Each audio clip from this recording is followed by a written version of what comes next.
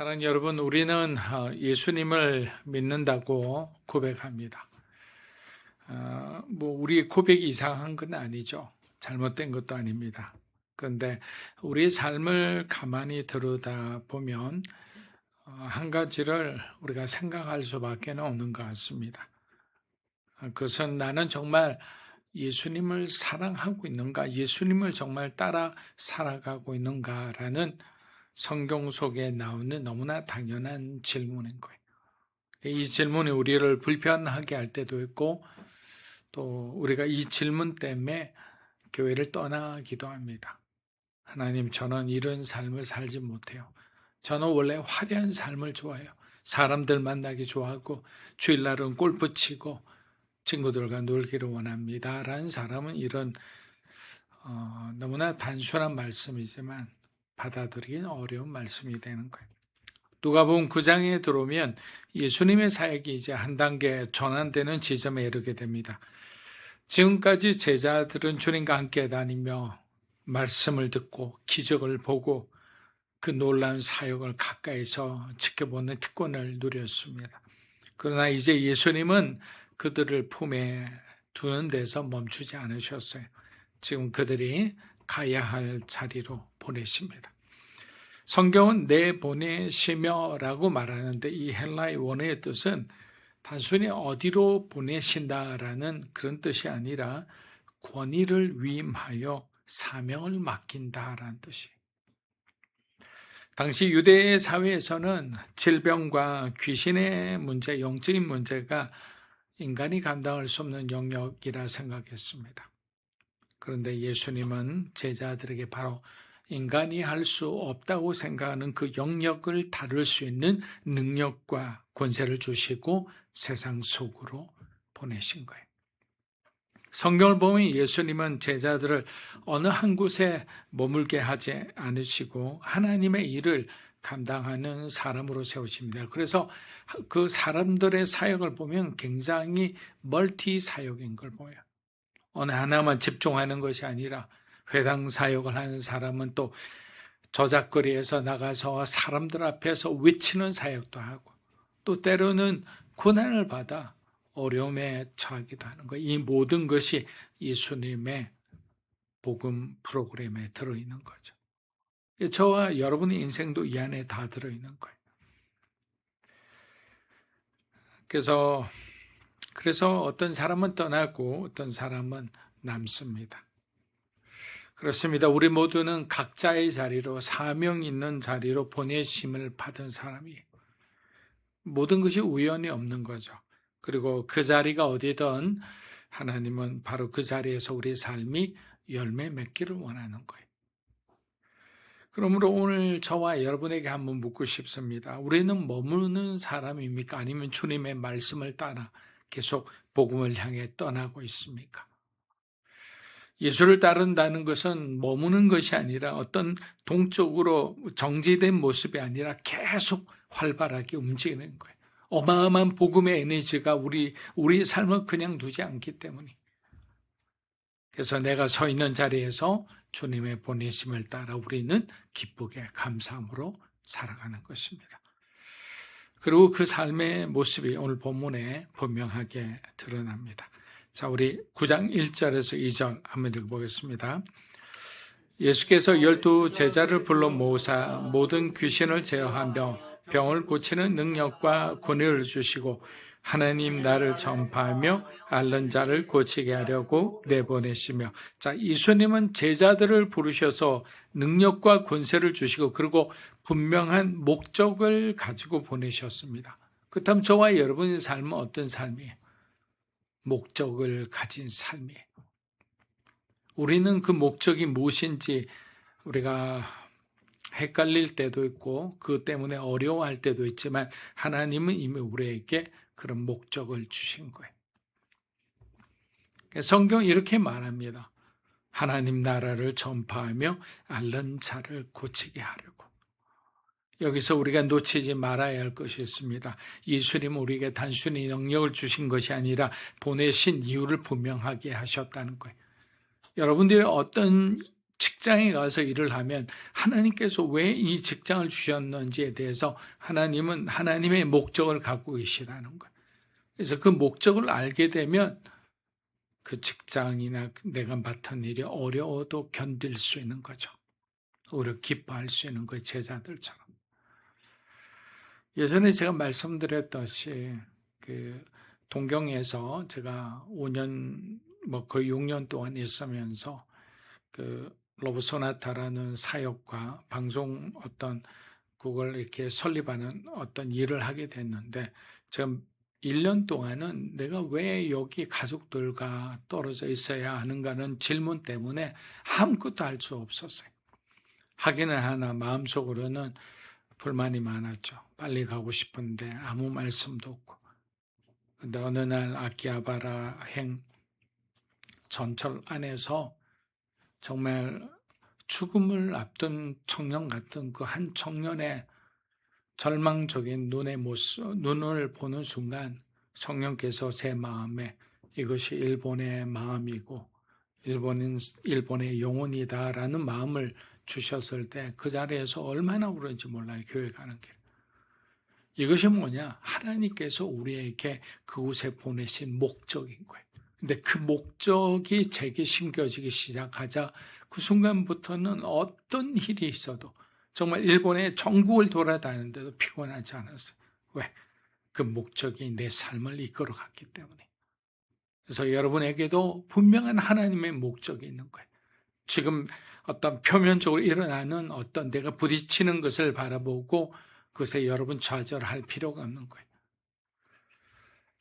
그래서 제자들이 해야 할 일은 두 가지였습니다. 하나님 나라를 전파하는 것, 그리고 아픈 자를 고치는 것이었어요. 여러분, 이 두 가지는 따로 떨어지는 것이 아니에요. 말씀이 선포되는 것, 하나님의 능력이 이루어지는 곳에는 새 생명이 회복이 있는 거예요. 같이 가는 거예요. 마태복음 4장 23절을 보면 예수님의 사역도 동일했습니다. 읽어보겠습니다. 예수께서 온 갈릴리에 두루 다니사 그들의 회당에서 가르치시며 천국 복음을 전파하시며 백성 중에 모든 병과 모든 예수님이 하셨던 그 일을 이제 제자들이 하게 된 거예요. 그리고 이것은 단순한 사역의 위임이 아니라 하나님 나라가 어떻게 임하는지를 보여주신 거예요. 하나님 나라는 말로만 전해지는 것이 아니라 우리 삶 가운데 어떻게 된다고요? 실제로 이루어지는 거예요. 여러분, 성경이 능력이 있는 것은 성경에 쓰인 모든 내용이 어떻게 해요? 사실이기 때문이죠. 그래서 예수님은 복음을 말하게 하시고 동시에 복음이 우리의 삶의 실제가 되도록 바로 치유의 역사를 함께 허락하신 거예요. 왜 믿지 못하는 사람들, 의심이 많은 사람들 앞에서 기적은 말씀과 함께 기적이 일어났을 때는 어마어마한 영향력이 있기 때문이죠. 사랑하는 여러분, 초대 교회를 보면 아주 놀라운 장면이 나옵니다. 사도행전 3장 6절에서 베드로와 요한이 성전으로 올라가다가 나면서부터 긋지 못한 사람을 만납니다.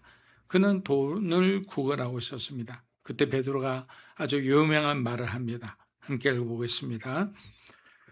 은과 금은 내게 없거니와 내게 있는 이것을 내게 주노니 나사렛 예수 그리스도의 이름으로 일어나 걸어라. 그런데 놀랍게도 나면서부터 긋지 못한 그 사람이 실제로 일어난 거예요. 주위에 있던 사람들이 그 장면을 보고 놀라기 시작합니다. 왜냐하면 그들이 전하던 예수의 이름이 말로만이 아니라 실제로 그 사람의 삶을 바꾸어 놓았기 때문에. 여러분, 이것이 바로 하나님 나라인 거예요. 말로만 전해지는 것이 아니라 네 삶에 그리고 실제로 열매 맺고 드러나는 것. 그렇다면 오늘 우리는 이렇게 말할 수도 있습니다. 주님, 지금은 그런 시대가 아니지 않습니까? 세상이 얼마나 발전했고 AI가 나오는 시대인데 누가 그런 이야기를 믿겠습니까? 라고 합니다. 근데 여러분, 문제는 시대가 아니죠. 시간이 아닙니다. 우리가 무엇을 믿고 있느냐죠. 아니, 무엇을 믿고 싶으냐라고 할 수 있습니다. 여러분, 물론 세상은 변했습니다. 기술도 발전했고 환경도 많이 달라졌습니다. 그러나 기억해야 할 사실은 하나님 나라는 변하지 않았다는 사실이에요. 아브라함의 하나님, 이삭의 하나님, 야곱의 하나님이 오늘 저와 여러분의 하나님이시기 때문에. 그래서 하나님의 능력은 줄어들지도 않았어요. 달라진 것은 안타깝게도 하나님을 의지하는 우리의 믿음인 거죠. 그래서 오늘 우리는 우리의 능력이 없다고 말하기 전에 정말 내가 하나님을 얼마나 의지하고 있는지를 돌아봐야 합니다. 이것은 목사인 저도 마찬가지예요. 제가 가장 힘든 것은 하나님을 의지하는 거예요. 내 인생이 편할 때, 모든 것이 승승장구할 때는 마치 하나님이 필요 없어도 내 실력만, 내 재능으로 할 수 있는 것 같아요. 그러나 진짜 어려운 삶의 환경에 부딪히면 믿음이 안 생기는 거예요. 그래서 하나님 우리를 은혜로 깨워주시고 은혜로 살려주시는 거예요. 누가복음 9장 3절에서 4절 한번 읽어보겠습니다.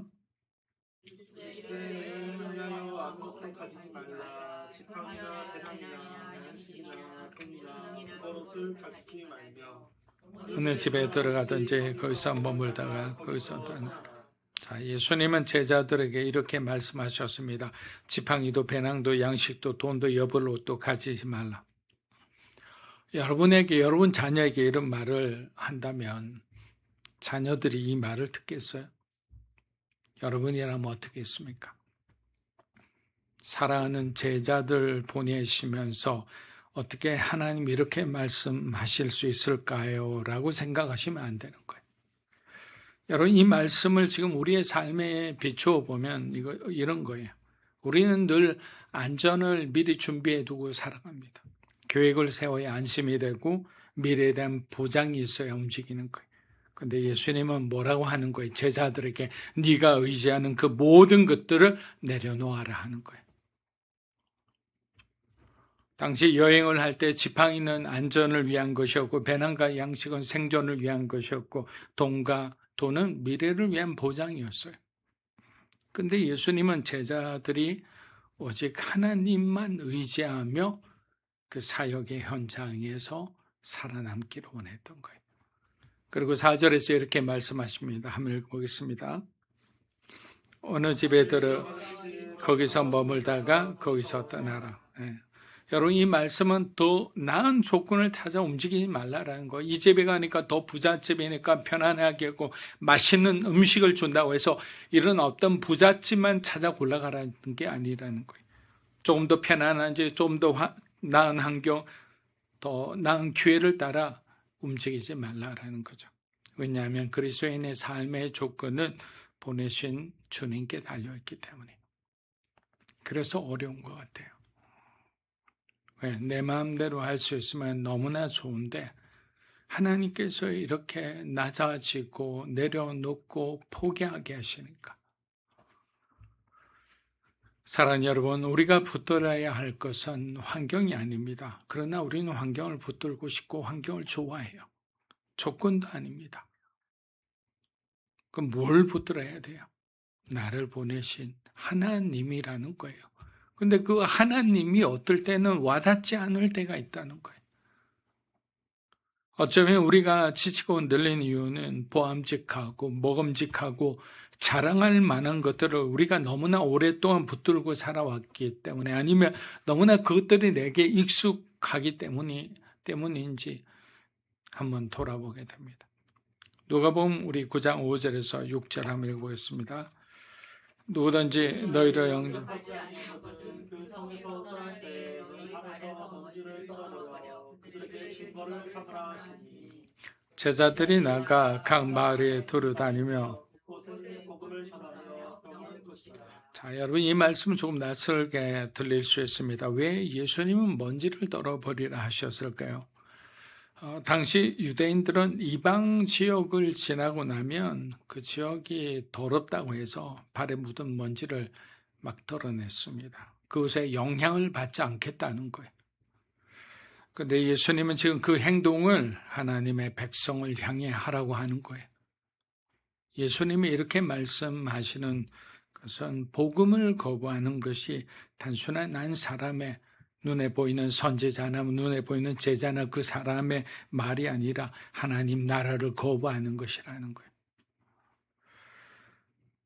그리고 동시에 제자들에게 이렇게 말씀하셨습니다. 사람들의 거절에 머물지 말고 사람들의 반응에도 매이지 말라. 근데 우리가 제일 약한 거 아니에요? 사람의 반응에도 머물지 않고 사람들의 반응이 좋고 호응이 좋으면 왠지 기분이 좋아져요. 내가 잘하고 있는 것 같아요. 사람들이 뭔가 침묵하는 듯하고 사람들이 뭔가 냉소적이면 잘하고 있던 열심히 하고 있던 우리 마음조차 흔들리는 거예요. 그래서 예수님은 그것을 흔들리지 말라는 거예요. 왜냐하면 그들의 삶은 우리의 삶은 나의 삶은 사람이 아니라 환경이 아니라 나를 보내신 주님께 달려있기 때문에 이런 어떤 너무나 정확한 이 명제를 우리는 새기고 또 되새겨야 되는 거예요. 그렇지 않으면 너무나 쉽게 우리는 어떠한 조건과 환경에 무너지기 쉽습니다. 성경은 이어서 이렇게 말합니다. 제자들이 나가 각 마을에 두루다니며 곳곳에 복음을 전하며 병을 고치더라. 여러분 여기서 중요한 것은 이것입니다. 그들은 거절을 경험했지만 멈추지 않았다라는 거예요. 제자들은 멈추지 않았습니다. 그렇습니다. 하나님을 따르는 삶은 언제나 환영받는 길은 아닌 것 같아요. 예수님께서 요한복음 17장에서 말씀하셨어요. 세상이 나를 미워하듯이 너희들도 미워할 것이다. 그래서 예수님은 우리를 위해서 중보하셨어요. 그런 때를 위해서. 어떤 곳에서는 우리는 받아들여지고 어떤 곳에서는 거절당합니다. 그래서 일본에서 막 로브소나타 집회를 위해서 이쪽 저쪽 도시를 할 때 어떤 도시는 우리를 환영하고 받아주셨어요. 근데 나가사키 같은 어떤 도시에 가면 문전박대를 당하면서 그냥 돌아가는 경우도 많았어요. 그래서 우리가 기도하면서 했던 것은 하나님께서 열어주시는 곳을 향해 가자. 우리가 가고 싶은 곳을 선택해서는 어려움이 있고 잡음도 많고 힘이 많이 들어요. 그런데 기도하면 하나님께서 안 될 것 같은 곳에 연락을 하면 그곳에서 너무나 환영해요. 우리도 너무 하고 싶었습니다. 그렇게 하나님이 열어주시는 거예요.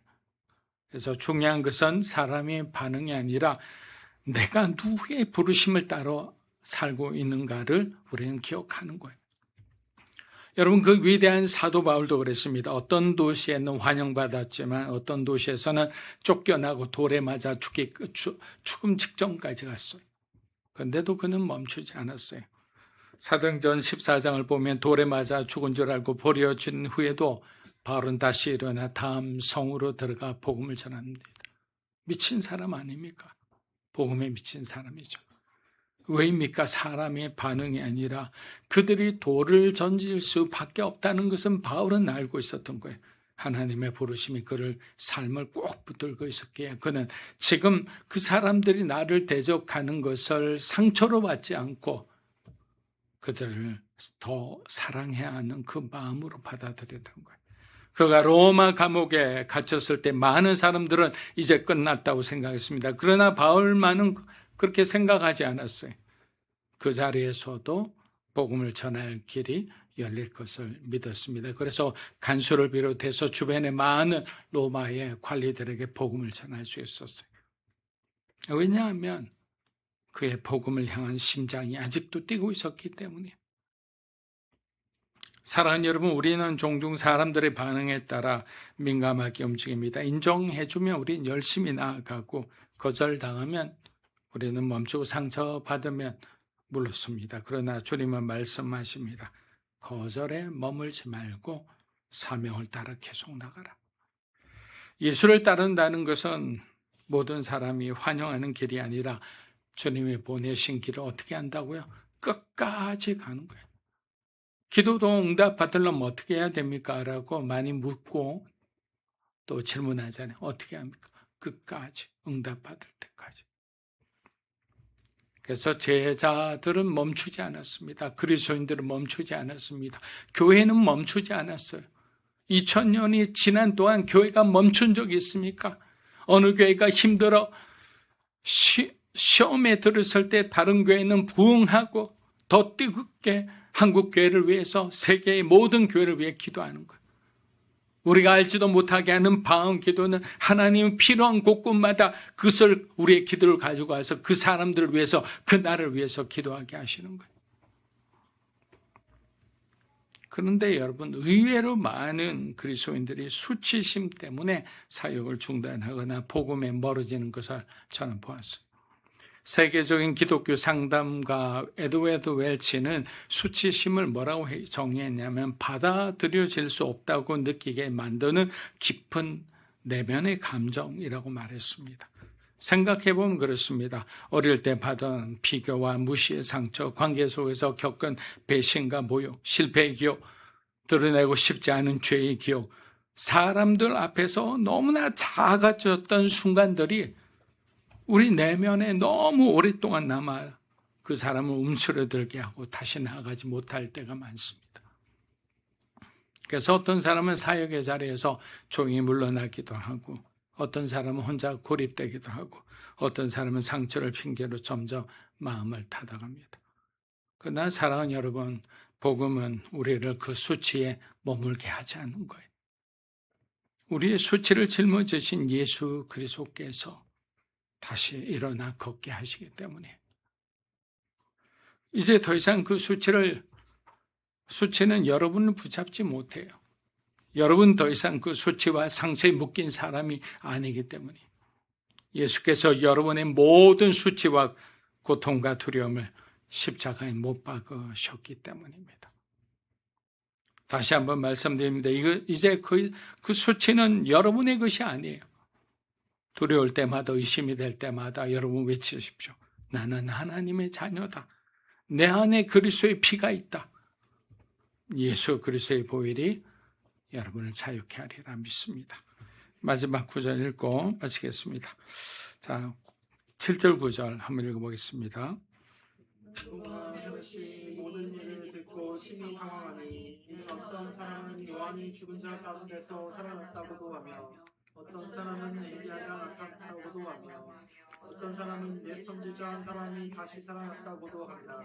헤롯이 이르되 요한은 내가 목을 베었거늘 이제 이런 일이 들리니 이 사람이 누군가 하며 그를 보고자 합니다.